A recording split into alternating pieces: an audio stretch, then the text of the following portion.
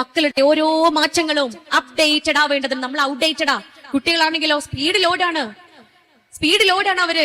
നമ്മൾ കുറച്ച് ആക്സലേഷൻ ഒക്കെ കൊടുത്ത് ഓലെ മുന്നിൽ ഓടേണ്ടതുണ്ട്. അതുകൊണ്ട് ഇതിനെ കുറിച്ചെല്ലാം അറിയുന്ന മാതാപിതാക്കളായി മാറണം. കച്ചറയും മിച്ചറയും നായാട്ടൊക്കെ നിർത്താനായി എന്നർത്ഥം. ഒരേൽ ഉമ്മയും വാപ്പയും തമ്മിലേ അങ്ങോട്ടും ഇങ്ങോട്ടും ഒന്നും പറഞ്ഞ് കുറ്റവും പറച്ചിലും പരാതികളൊക്കെ നിർത്തി മക്കളിലേക്ക് ശ്രദ്ധ കേന്ദ്രീകരിക്കാനുള്ള സമയമായിട്ടുണ്ട്. അല്ലെങ്കിൽ തന്നെ പുറത്ത് ഇങ്ങനത്തെ ചതിക്കുഴികളാ, അല്ലെങ്കിൽ തന്നെ പുറത്ത് ഇത്തരം പ്രശ്നങ്ങളാ.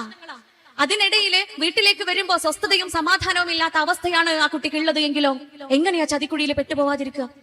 എങ്ങനെയാ ചതിക്കുഴിയിൽ ആഴ്ന്നു പോവാതിരിക്കുക?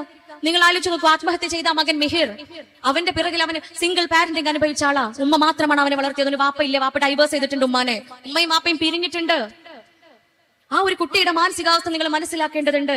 ഉമ്മാക്കും വാപ്പാക്കും പിരിയാൻ എളുപ്പാ. എസ്പെഷ്യലി പുതിയ കാലഘട്ടത്തിൽ വസ്ത്രം മാറുന്ന പോലെയാ തൊലാഖ് എന്ന് പറയുന്നത്, ഡിവോഴ്സ് എന്ന് പറയുന്നത്. പിന്നെ ഡിവോഴ്സ് ആഘോഷിക്കുകയാണ് അല്ലെ? കേക്ക് കട്ട് ചെയ്ത് ആഘോഷിക്കാണ് ഡിവോഴ്സ്. അവിടെ ഒരു കുഞ്ഞുണ്ട്. ആ കുഞ്ഞിന്റെ ബാധ്യത, ആ കുഞ്ഞിന്റെ പാരന്റിങ്, ഇതിനെ കുറിച്ചൊന്നും ചിന്തിക്കുന്നില്ല. നേരത്തെ പറഞ്ഞു, മനുഷ്യനെ മനുഷ്യനാക്കി മാറ്റുന്നത് ആ കുട്ടിയുടെ ചുറ്റുപാടാണ്. അതുകൊണ്ട് എന്റെ വീട്ടിൽ എന്റെ കുഞ്ഞ് വളർന്നു വരുമ്പോൾ ഏറ്റവും നല്ലത് മാത്രം കേൾക്കേണ്ടതുണ്ട്, ഏറ്റവും നല്ലത് മാത്രം അനുഭവിക്കേണ്ടതുണ്ട്. അതിന് ഉത്തമമായ മാതൃക നമ്മുടെ ഇസ്ലാം നമുക്ക് നൽകുന്നുണ്ട്. പ്രിയപ്പെട്ടവരെ, ഹബീബ് കരീം സല്ലല്ലാഹു അലൈഹി വസല്ലമയുടെ മധുര മനോഹരമായ ജീവിതം, അതാണ് നമുക്ക് മുൻപിലുള്ള മാതൃക. പിണക്കങ്ങൾക്കൊടുവിൽ നിങ്ങളിൽ ആരാണോ ആദ്യം ഇണങ്ങുന്നത് അയാളാണ് നിങ്ങളിൽ ഏറ്റവും ഉത്തമൻ എന്ന് പറയുമ്പോ ആദ്യം മൂപ്പര് മുണ്ടട്ടെ എന്ന് പറഞ്ഞ് കുയിന്ത് കാട്ടിയിരിക്കല്ല.